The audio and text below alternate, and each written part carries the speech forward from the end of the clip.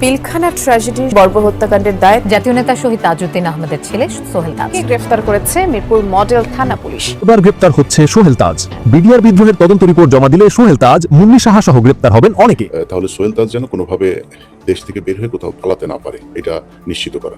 যাই হোক, সোহেল তাজ এই মুহূর্তে দেশে আছেন। পিলখানায় নৃশংস হত্যাকাণ্ডের ঘটনা তদন্তে অন্তর্বর্তী সরকার গঠিত জাতীয় স্বাধীন তদন্ত কমিশনে সাবেক সংসদ সদস্য সোহেল তাজ কতটুকু জড়িত ছিলেন? আসসালামু আলাইকুম সম্মানিত প্রিয় দর্শক, আশা করি সকলে অনেক ভালো আছেন।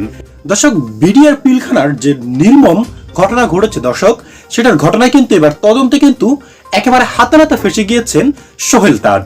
হ্যাঁ দর্শক, তাকে কিন্তু দ্রুত গ্রেপ্তারের নির্দেশ দেওয়া হচ্ছে ইতিমধ্যেই, যেটা কিন্তু সাংবাদিক ইলিয়াস হোসাইন ভাই কিন্তু একেবারে প্রমাণাদি সহকারে বিস্তারিত কিন্তু তুলে ধরেছেন আমাদের আজকের এই ভিডিওটিতে। কারণ শেখ হাসিনা পালিয়ে যাওয়ার পর থেকেই কিন্তু এই বিডিআর পিলখানার যে তদন্ত রিপোর্টটি সেটি কিন্তু ঘোরাঘুরি করছিল এবং কিন্তু বিশেষ তদন্তের জন্য কিন্তু বিভিন্ন জায়গায় কিন্তু বিভিন্ন তদবির চালানো হয়েছে। আর অবশেষে কিন্তু সেই তদন্ত রিপোর্টটি কিন্তু এসে গিয়েছে এবং কারা কারা এর সঙ্গে জড়িত আছে, কাদেরকে দ্রুতই গ্রেপ্তার করা হতে পারে দর্শক, সেই বিষয়টি কিন্তু ইতিমধ্যে কিন্তু চূড়ান্ত হতে যাচ্ছে। আর যার মধ্যে অন্যতম একজন কিন্তু এই সোহেল তাজ, যে কিন্তু সে সময় হাসিনা একেবারে ঘনিষ্ঠ ছিল। তাই আজ সাংবাদিক ইলিয়াস হোসাইন ভাই যে রিপোর্টটি দিয়েছে দর্শক, সেটা শুনলে কিন্তু আপনাদের চোখ কিন্তু একেবারে কপাল উঠে যাবে। কিভাবে কি করেছে সোহেল তাজ এবং কিভাবে এই পরিকল্পনার সঙ্গে জড়িত ছিল সোহেল তাজ এবং ভারতীয় গোয়েন্দাদের সঙ্গে মিটিং করেছে, সেটা একেবারে কিন্তু প্রমাণসহ দেখিয়ে দিয়েছেন সাংবাদিক ইলিয়াস হোসাইন ভাই। তাই আপনার কাছে এতটুকুই অনুরোধ থাকবে দর্শক, সাংবাদিক ইলিয়াস হোসাইন ভাইয়ের কথাগুলি কিন্তু একেবারে মনোযোগ দিয়ে শুনবেন, তাহলে কিন্তু এই বিস্তারিত ঘটনাটির একেবারে সম্পূর্ণ কিন্তু আপনি বুঝতে পারবেন। তাই চলুন সম্মানিত প্রিয় দর্শক, আপনার মূল্যবান সময়টুকু এখানে আর নষ্ট না করে শুরুতে সাংবাদিক ইলিয়াস হোসেন ভাই কি বলতে চাচ্ছেন এবং কি দেখাচ্ছেন দর্শক, সেগুলি কিন্তু আপনাদেরকে আগে দেখিয়ে নিয়ে আসি। আমরা পিলখানা হত্যাকাণ্ডের যে ঘটনা, সেটা আমি দীর্ঘদিন ধরে আপনাদেরকে একটা কথা বলছিলাম। আমি তখন যখন 1 বছর আগে হবে, সোহেল তাজের ব্যাপারে কিছু জিনিস আমি চেয়েছিলাম উপস্থাপন করতে। তবে ওই সময় একজন বিশেষ ব্যক্তিত্ব, তার পরামর্শক্রমে তিনি বললেন যে ইলিয়াস, এই বিষয়গুলো নিয়ে কোনো কথা বলার দরকার নেই, আমরা এটা পরে রিপোর্ট প্রকাশ হোক তারপরেই করব। তো তাদের কাছে আমার যেটা অনুরোধ ছিল যে তাহলে সোহেল তাজ যেন কোনোভাবে দেশ থেকে বের হয়ে কোথাও পালাতে না পারে, এটা নিশ্চিত করা। যাই হোক, সোহেল তাজ এই মুহূর্তে দেশে আছেন এবং আমার বিশ্বাস যে তিনি যে কোনো সময় গ্রেপ্তার হবেন। গ্রেপ্তার হওয়ার যে কারণ সেটা আপনাদেরকে জানিয়ে রাখি। আমি পিলখানা হত্যাকাণ্ডের যেই রিপোর্টের একাংশ আজকে প্রচার করার আপনাদেরকে গত পরশুদিন কথা দিয়েছিলাম। আমি বলেছিলাম যে সরকার যদি নিজে থেকে এটা না করে, প্রচার না করে, সেই ক্ষেত্রে আমি এটার একটা অংশ প্রকাশ করব। এটা সরকারের বিরুদ্ধে কোনো কাজ করছি বিষয়টা এরকম, এটার জন্য না। আমি যেটা মনে করি যে এটা সরকারেরও উচিত এটা দ্রুতই করা, কারণ অনেকে পালিয়ে যেতে পারে। আমি মূলত সরকারকে সহায়তা করার উদ্দেশ্যেই এই রিপোর্টের কিছু অংশ আপনাদেরকে দেখাইতে চাই। সেখানে মূলত এই নাম কি, সোহেল তাজকে মূলত যেই বিষয়গুলোতে তার সম্পৃক্ততা পাওয়া গেছে, আমি আজকের প্রথম পর্বে মূলত সেই বিষয়গুলো নিয়ে আসবো।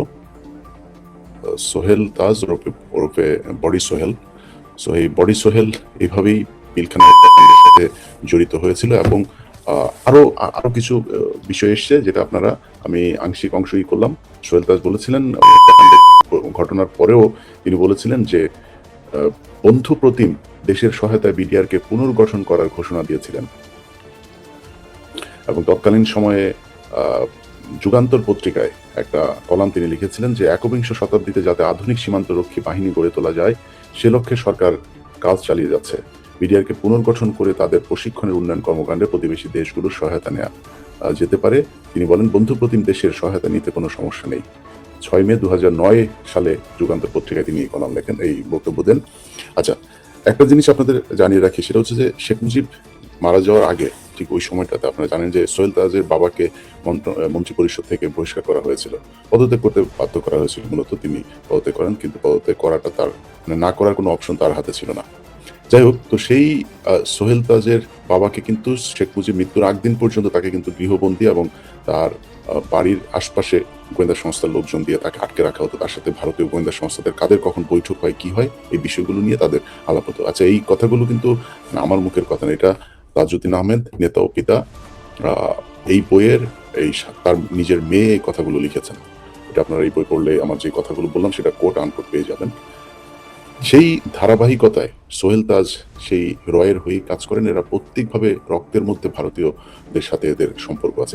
এদের পরিবারের ডিএনএ টেস্ট করলে ওদের কিছু বাবা টাবা এদেরকে ভারতে খুঁজেও পাওয়া যেতে পারে, কারণ যুদ্ধের সময় যারা ওই পারে গিয়ে এই করে এসছে তাদের অনেকেরই দাদাদের সাথে প্রেম হয়েছে, ওইখানে খেলাধুলা করে তারপরে বাচ্চা নিয়ে এসে তারাই বাংলাদেশে এসে এই যে ছাত্রলীগ যুবলীগ দেখেন, এগুলি বেশিরভাগ ওইখান থেকে পয়দা হওয়া। অনেকে দেখবেন আওয়ামী লীগের প্রতি বিশাল 32 নম্বর বিশাল ব্যাপার, এখানে বসে না কি হয়েছে 32 নম্বরে বসে শেখ হাসিনা এই জিয়াউর রহমানকে মারার পরিকল্পনা করেছে, 32 নম্বরে বসে বাকশাল গঠন হয়েছে। সো এইসব বিষয়গুলো নিয়ে তারা আমাদের নানানভাবে বুঝাইতে চেষ্টা করেন যে আওয়ামী লীগ এই দেশের বিশাল আকারে কিছু। আজকে যখন কথা বলছে, আজকেও এই উত্তরবঙ্গে বিএসএফ গুলি করে একজন মেরেছে, এগুলি গায়ে লাগে না? গায়ে খালি লাগে হচ্ছে ওনাদের বিশাল আকারের মানে প্রেম ভালোবাসা ভারতের জন্য। পাকিস্তান ওনাদেরকে কিছু করে গিয়েছে, সেটা নিয়ে এখনো পড়ে আছেন। যাই হোক, আমি আপনাদেরকে রিপোর্টের আরো কিছু অংশ আপনাদেরকে আমি একটু করব। পিলখানা হত্যাকাণ্ডের সূচনাটা আসলে কিভাবে হয়েছিল সেটা এই প্রতিবেদনে সুন্দরভাবে বলা হয়েছে। আচ্ছা, আমি বেশ কিছুদিন ধরে আপনারা দেখেছেন যে সেনাবাহিনীর কিছু অফিসারের বিরুদ্ধে ব্যাপক সরব এবং কথাবার্তা বলি। আমি কিন্তু মানে আপনাদেরকে হয়তো সরাসরি বলি নাই যে এখানে কি হচ্ছে, বাট তার অনেক তথ্য আমার কাছে আসছিল, যেই প্রেক্ষিতে আমি এই কথাগুলো বলছিলাম। আচ্ছা, এখানে দেখেন বিডিআরের যাকে আমরা শহীদ বলি, আল্লাহ ওনাকে শহীদ হিসেবেই মেনে নিক, যত কিছুই হোক, ওনার ভেতরে ভারত বিরোধিতা ছিল, এই যে মেজর জেনারেল শাকিল। কিন্তু তিনি একজন চোরও ছিলেন, যিনি বিডিআর এর ডিজি মারা গিয়েছেন 57 অফিসারের মধ্যে একজন। আপনাদেরকে একটা জিনিস বুঝতে হবে যে ভারতীয়রা আমাদের দেশে যখন অপারেশন করে, অনেক অপারেশন আছে যেগুলো কিনা নিজেদের মধ্যে নিজেদের দ্বন্দ্ব বাঁধিয়ে দিয়ে তারপরে তারা করে, কিন্তু এটা আমার মনে হয় বাংলাদেশের ইতিহাসে এই এত বড় অপারেশন, যেটা কিনা সরাসরি ভারতীয় গোয়েন্দা সংস্থার ট্রেন্ড কিলার যারা এসেছিলেন তারা সেখানে হত্যাকাণ্ডে অংশ নেন। তো এই ঘটনাটি যে ঘটানো হলো, এটি ঘটনা ঘটানোর সুযোগ কিভাবে পেল? আমাদেরও তো গোয়েন্দা সংস্থা আছে, তাই না? সেই গোয়েন্দা সংস্থাও তো নিশ্চয়ই রিপোর্ট দিয়েছেন যে এই হচ্ছে, এখানে কিছু একটা হতে যাচ্ছে। সেই রিপোর্ট মানা হয় নাই কেন? এখন আপনার আর্মির যেসব সিনিয়র অফিসার, সেই অফিসারদের ভেতরেই কয়েকজন ছিল, যেমন 46 ব্রিগেড, 13 ব্রিগেড, 30 ব্রিগেড, এরকম কয়েকটা ব্রিগেড, তারা সরাসরি ব্রিগেড কমান্ডাররা এটার সাথে জড়িত ছিল। এর মধ্যে আপনারা শামসের নাম বহুল আলোচিত প্রচারিত একটা নাম, সে নিজে সরাসরি এর সাথে সম্পৃক্ত ছিল। এবং কর্নেল মুজিব, যিনি মারা গিয়েছেন, যার কথা একটু আগে বললাম, চোর শাকিল চোরের সাথে আমি 2 দিন আগে একটা ফেসবুকে পোস্ট দিয়েছিলাম, আপনাদের নিশ্চয়ই মনে আছে। সেখানে লিখেছিলাম গমচোর শাকিল। গমচোর শাকিল কেন বলেছিলাম সেটা আজকে আপনারা নিশ্চয়ই বুঝতে পারছেন। এই বিডিআর এর যারা আছে তারা নিরীহ নিষ্পাপ। এর মধ্যে কয়েকজন আছে, যেমন সিপাহী মঈন, তারপরে আরো কয়েকজন সিপাহী এর সাথে সম্পৃক্ত ছিল, যারা জানতো যে এখানে একটা গোলাগুলির ঘটনা পর্যন্ত যাবে, কিন্তু তারাও কিন্তু সবকিছু একদম পুরোপুরি জানতো না। আবার কিলিং এর সাথে কিছু ছিল, যেমন তোরাবালির ছেলে লেদার লিটন, তোরাবালি, এইগুলো এরা কিন্তু ছিল। তোরাবালি বাইরে থেকে এসে সেখানে অংশ নিয়েছিল, কিন্তু তাদের সবাইকে সেফ এক্সিট দিয়েছে সরকার। আচ্ছা, এখন এই যে বিডিআর এর যাদের নাম এসছে, এখানে অনেকের নাম আসবে, কিন্তু বিডিআর এর আমরা তো এতদিন ধরে বিডিআর এর সবাইকে মুক্তি চাচ্ছি, কিন্তু বিডিআর এর অনেকের নাম আসবে। কিন্তু আপনাদেরকে এইটা মাথায় রাখতে হবে যে বিডিআর এর সদস্যরা যারা এই আগের পূর্বের যে বৈঠকগুলো, আপনারা এই রিপোর্টে পরবর্তীতে জানবেন যে আগের যে বৈঠকগুলো হতো পিলখানার আপনার মসজিদে, এই বৈঠকগুলোতে তাপস থাকতো। এই বৈঠকের কিছু বৈঠকে সোহেল তাজ নিজেও ছিলেন। তারপরে আরো যারা বাইরে থেকে গিয়ে তারপর বিডিআর সদস্যদের সাথে বৈঠক করতেন। তাদের ক্ষোভ কিন্তু আজকে থেকে না, তাদের অনেক ক্ষোভ আছে। তাদের 1 মাসের ছুটি দেওয়া হয় প্রতি বছরে, তাদের স্ত্রীদের বাসায় থাকে, তাদের সন্তানরা বাসায় থাকে, তার বাবা মার সাথে তারা 2 মাসের ছুটি চেয়েছেন, এটা খুবই যৌক্তিক একটা বিষয়। তারপরে তারা তাদের এই সেনাবাহিনীর যেসব চোরেরা তাদেরকে শাসন করে, সেই চোরেদেরকে তারা চায় নাই। ভাই, একটা জিনিস খুব পরিষ্কার, আপনি সেনাবাহিনী বলবেন যে হ্যাঁ সেনাবাহিনী কেন সরে যাবে, সেনাবাহিনী সরে গেলে তারা কি হবে, তারা চুরি করবে, তো আপনি তো চুরি করেন। এই রিপোর্টে এসছে যে মেজর জেনারেল শাকিলের স্ত্রী 600 কোটি টাকা পাচার করছিলেন। সেই পাচারের টাকা ধরার পরে সেটার কোনো তদন্ত করা হয় না। মেজর শাকিল এবং এই সেনাপ্রধান মইনু আহমেদ, তাদের মধ্যে এই টাকার ভাগাভাগি নিয়ে কক্সবাজারে এক হোটেলের মধ্যে ব্যাপক বাকবিতণ্ডা হয়। অতএব আমি যেটা বলতে চাই সেটা হচ্ছে যে এই হত্যাকাণ্ডের সাথে সেনাবাহিনী পরিকল্পনা করেছে। এবং পিলখানা হত্যাকাণ্ডের দিন আপনারা দেখেছেন যে বিডিআর এর অনেক অফিসার তারা গোলাগুলি করেছে। হ্যাঁ, তারা হয়তো সেখানে লুটপাটও করেছে, তারা সেখানে একটা পর্যায়ে গিয়ে গোলাগুলিও করেছে, তারা এক পর্যায়ে গিয়ে হইতে পারে কেউ ধর্ষণের সাথে জড়িত হয়ে গিয়েছিল। কিন্তু প্রেক্ষাপটটা তৈরি করলো কারা? বিডিআর এর সদস্যদেরকে এই যে খেপিয়ে তুললো, আপনি তো সেদিন আপনারা তাদের বক্তব্যগুলো শুনেছেন, বিভিন্ন গণমাধ্যমে তারা বক্তব্য দিয়েছে। এই বক্তব্যগুলো তো মিথ্যা না, খুবই ন্যাচারাল, একদম অর্গানিক বক্তব্য তারা দিয়েছে। তার মানে তাদের ক্ষোভ ছিল। তাদের ক্ষোভ থাকার পরেও সেই ক্ষোভগুলো সেনাবাহিনী তো বালছেরা একদম সবসময় ভাবের সহিত থাকেন ওনাদের ভাবের ঠেলায় চোরের বাচ্চারা সারা দেশে চুরি করে, যেখানে বসাবে সেনাবাহিনীর যেখানে বসায় বিডিআর এ বসাইছেন চুরি করে, যেখানে যেখানে বসান। এগুলো যদি নাম ধরে বলি, আপনি বিডিআর এর বাংলাদেশের সব ঢাকা মেডিকেলের কথা ধরেন, ঠিক হয়েছে আজ পর্যন্ত ঢাকা মেডিকেল সবচাইতে মানে অনিয়ম বিশৃঙ্খলা ঢাকা মেডিকেলের পরিচালককে ওনাদের বালগেডিয়ার একজনকে নিয়ে বসায় রাখেন। তা আপনারা কি বালটা ফালান? কিছুই করতে পারেন। তা আপনারা বাল যাওয়া দরকার কি ওখানে? এইভাবে ওনারা সব জায়গায় গিয়ে বসে থাকবে, ওনাদের একজনকে বসাইতে হবে। ওষুধ প্রশাসন অধিদপ্তরের তোর কাজটা কি? ওখানে বসাইতে হবে। সিটি কর্পোরেশনের তোর কাজ কি? চোরের বাচ্চা, তুই যা ওই কনস্ট্রাকশন করার দরকার কি? তুই এগুলির মধ্যে থাকিস। তাই চুরি আরো ভালো করে তারা শেখে। প্রাতিষ্ঠানিকভাবে আর্মি চুরির সাথে জড়িত হয়ে গিয়েছে। তাদের এগুলি বলার পরেও তারা শোনে নাই। না, তারা সেনাবাহিনী বালবাহিনী তিনি এখন আর বিডিআরকে তারা মানে কবজা করে রাখতেই হবে। তাদের রাখেন, কোনো সমস্যা নাই। সেনাবাহিনীর প্রতি আমাদের শ্রদ্ধা আছে, ভালোবাসা আছে, রাখেন, সমস্যা নেই। আপনি চুরি করেন কেন? যায় এগুলো তারা করেছে, পিলখানাতেও করেছে। আচ্ছা, এখন পিলখানার এই যে সৈনিকদের কথা যেটা বলছি, যাদের নিয়ে বৈঠক হয়েছিল, যারা জানতো যে পিলখানা একটা ঘটনা ঘটবে, কি ঘটনা ঘটবে সেটা তাদেরকে বলা হয়েছে। আমার কাছে অনেকগুলো রেকর্ড আছে, যে রেকর্ডে জিজ্ঞাসাবাদে যাদেরকে হত্যা করা হয়েছে, যে বিডিআর সদস্যদেরকে, আমার এই 5 আগস্টের পরপর আমার যে পিলখানা নিয়ে যে অনুসন্ধান আমি দেখেছিলাম, সেখানে আপনারা নিশ্চয়ই দেখেছেন। সেই সৈনিকরা বলেছিলেন যে স্যার, আমরা জানতাম এখানে একটা ঘটনা ঘটবে, কিন্তু কি ঘটনা ঘটবে? ঘটনা হচ্ছে আমাদেরকে বলা হয়েছিল যে বিডিআর এর ডিজিকে জিম্মি করা হবে। শেখ ফজলেনুর তাপসের বাসায় বসে একটা মিটিং হয়। সেই মিটিংয়ে প্রধানমন্ত্রী, তখন তিনি প্রধানমন্ত্রী হন নাই, 2008 সালের ডিসেম্বর মাসে একটা বৈঠক হয়। সেই বৈঠক, নভেম্বর মাসে একটা বৈঠক হয়। সেই বৈঠকে ফজলেনুর তাপসের বাসায় বসে শেখ হাসিনা সরাসরি ফজলেনুর তাপসের ফোনের লাউড স্পিকারে সেখানে উপস্থিত সৈনিকদের সাথে কথা বলেন, এবং কথা বলে তাদেরকে বলেন যে তোমরা আমার জন্য তোমাদের পিলখানায় যেই জায়গায় তোমাদের ডিউটি থাকবে, আমার জন্য নির্বাচনে আমার জন্য কাজ করবা। তোমাদেরকে আমি ক্ষমতায় আসার সাথে সাথে আমি তোমাদের এই সব দাবিগুলো পূরণ করে দেব। এটা বলা হয়েছিল সেখানে সেই বিডিআর এর সদস্যদের সাথে। তাদেরকে বলা হয় না যে এখানে এইভাবে নির্মমভাবে মানুষকে খুন করা হবে। তাদেরকে বলা হয় না পরবর্তীতে পিলখানার দরবার হলে ঢুকে কিছু ভারতীয় লোকজন এসে তারপর গুলি করা হবে। তারা এইটুকু জানতো, তাদের এটা তো ন্যায্য দাবি। হ্যাঁ, এখন এটারে যদি আপনি মিউটিনি বলেন, এটারে যদি আপনি দলীয় শৃঙ্খলা করা বলেন, সেটা সর্বোচ্চ শাস্তি দিতে পারে 7 বছর হবে। সর্বোচ্চ শাস্তি কারোর 1 বছর হবে, 2 বছর হবে, 3 বছর হবে।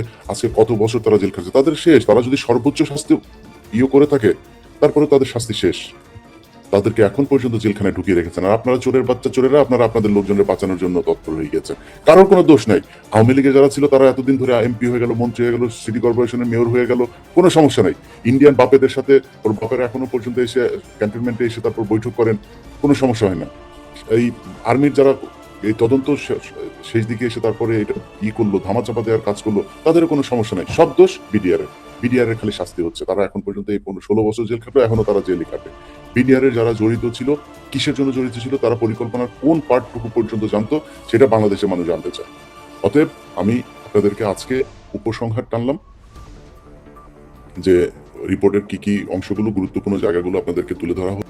পিলখানায় নৃশংস হত্যাকাণ্ডের ঘটনা তদন্তে অন্তর্বর্তী সরকার গঠিত জাতীয় স্বাধীন তদন্ত কমিশনে উঠে এসেছে এই হত্যাকাণ্ডের সঙ্গে সাবেক সংসদ সদস্য সোহেল তাজ কতটুকু জড়িত ছিলেন। বিশেষ করে বিদ্রোহের 7 দিন আগেই ডিপ সাইন সম্বলিত বিডিআর এর ইউনিফর্ম নিয়ে চাঞ্চল্যকর তথ্য উঠে এসেছে জবানবন্দিতে। শুধু তাই নয়, 57 সেনা হত্যাকাণ্ডের বিশেষ মিটিং এ শেখ সেলিমের সাথে সোহেল তাজ ছিলেন বলে উঠে আসে তদন্তে। যদি এই তদন্ত প্রতিবেদন উন্মোচিত হওয়ার পর সেনা হত্যাকাণ্ডে জড়িত থাকার বিষয়টি নিয়ে মুখ খুলেছেন তাজউদ্দিনের বাংলাদেশের প্রথম প্রধানমন্ত্রী তাজউদ্দিনের ছেলে সোহেল তাজের পক্ষ থেকে দাবি করা হয় ঘটনার সময় তিনি দেশের বাইরে ছিলেন, কিন্তু তিনি হত্যাকাণ্ডের সপ্তাহখানিক আগেই অর্থাৎ 17 ফেব্রুয়ারি সোহেল তাজ বিডিআর ইউনিফর্ম তৈরি করতে দেন। পিলখানায় নৃশংস হত্যাকাণ্ডের ঘটনা তদন্তে বর্তমান অন্তর্বর্তী সরকার গঠিত জাতীয় স্বাধীন তদন্ত কমিশনের প্রতিবেদনে 8 নম্বর কয়েদি সাক্ষী হাবিলদার জসিমউদ্দিন খান ও দর্জি আসিফুর রহমান আকাশের জবানবন্দিতে সোহেল তাজকে নিয়ে চাঞ্চল্যকর তথ্য উঠে এসেছে।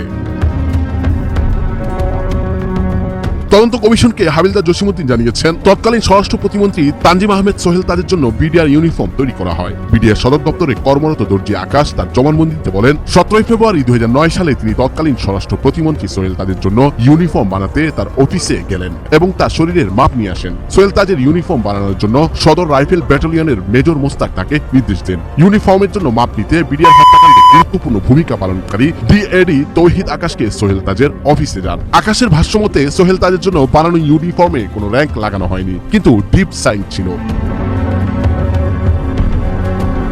কমিশনের প্রতিবেদন অনুযায়ী সোহেল তাজ ও বিডিআর বিদ্রোহের একটি পরিকল্পনা মিটিংয়ে তৎকালীন স্বরাষ্ট্র প্রতিমন্ত্রী সোহেল তাজ ও প্রধানমন্ত্রী শেখ হাসিনার ফুফাতো ভাই শেখ সেলিমের উপস্থিতিতে ভারতের গোয়েন্দা সংস্থার 24 জনের একটি দল বৈঠকে অংশ নেয়। বিডিআর হত্যাকাণ্ডে জড়িত থাকা নিয়ে সামাজিক যোগাযোগ মাধ্যমে একটি পোস্ট দিয়েছেন সোহেল তাজ। দর্শক, মূলত কিন্তু এই সোহেল তাজ একটা কিন্তু আওয়ামী প্রোডাক্ট, অর্থাৎ তার বাবা যদি মুক্তিযোদ্ধা হয়েও থাকে সে কিন্তু কোনো মুক্তিযোদ্ধা নয়, অর্থাৎ সে কিন্তু মুক্তিযোদ্ধা তার বাবার পরিচয় দিয়ে কিন্তু আওয়ামী লীগের সঙ্গে আঘাত করে কিন্তু বিভিন্ন সময় নানা কর্মকাণ্ড কিন্তু গড়েছিল দেশের মধ্যে। যদিও সময়ের পরিবর্তে সে এখন ধীরে ধীরে কিন্তু এগুলো থেকে সরে গিয়েছে, তবে সে যেগুলা করে এসেছে দর্শক, সেগুলোর প্রায়শ্চিত্ত তাকে করতেই কিন্তু হবে। আর সে হাসিনা পালিয়ে যাওয়ার পর থেকে কিন্তু এ নিয়ে একটা বিতর্কের সৃষ্টি হয়েছে। আদৌ কি এই পিলখানার ঘটনার সঙ্গে কি সোহেল তাজ জড়িত কিনা সেটা নিয়ে কিন্তু নানা বিভ্রান্তি তৈরি হলেও এবার কিন্তু অবশেষে কিন্তু সেই পিলখানার ঘটনার কিন্তু তদন্ত রিপোর্ট বেরিয়ে এসেছে, যেখানে সোহেল তাজ থেকে শুরু করে আওয়ামী লীগের মির্জা আজম থেকে শুরু করে নানক এবং কি তাপসও কিন্তু জড়িত আছে। যদি ইতিমধ্যে তারা কিন্তু পালিয়েছে, তবে সোহেল তাজ কিন্তু এখনো দেশের মধ্যে রয়েছে এবং তার বিদেশ যাত্রাও কিন্তু নিষেধাজ্ঞা দিয়েছে কিন্তু সরকার থেকে। তাই সাংবাদিক ইলিয়াস হোসেন বা যে তথ্যগুলি দর্শক আপনাদের সামনে তুলে ধরেছে, এগুলো দেখার পর দর্শক আপনার কি মনে হয় না এই সোহেল তাজকে দ্রুতই গ্রেপ্তার করে শাস্তির আওতায় আনা দরকার? কারণ এখনো বিডিআর জওয়ান যারা জেলখানায় রয়েছে দর্শক, তাদের কিন্তু একেবারে করুণ অবস্থা। তাদের পরিবারের যেমন করুণ অবস্থা, তেমনি কিন্তু তাদেরও কিন্তু করুণ অবস্থা। যদিও কয়েকজনকে মুক্তি দেওয়া হয়েছে, তবে জেলখানায় থাকা অবস্থায় কিন্তু বেশ কয়েকজনই কিন্তু না ফেরার দেশেও চলে গিয়েছিল। তাই সম্মানিত প্রিয় দর্শক, এতক্ষণ ধরে যত তথ্যাদি আপনারা দেখেছেন দর্শক, এই সকল কিছু দেখার পর আপনার কি মনে হয়েছে সেটা কিন্তু অবশ্যই আমাদের কমেন্ট বক্সে লিখে যাবেন। কারণ আপনাদের এই এক লাইনের মন্তব্যটুকুই কিন্তু আমাদেরকে পরবর্তীতে আরো অনুপ্রাণিত করবে গুরুত্বপূর্ণ নিউজগুলি আপনাদের সামনে তুলে ধরার জন্য। তাই দর্শক, আজ আর কথা বাড়িয়ে আপনার মূল্যবান সময়টুকু এখানে নষ্ট করতে চাই না। তবে শেষ করার আগে একটি কথা না বললেই নয় দর্শক, আপনারা যারা আমাদের চ্যানেলে নতুন আছেন তারা অবশ্যই কিন্তু চ্যানেলটি সাবস্ক্রাইব করে ভিডিওতে একটি লাইক দিয়ে যাবেন।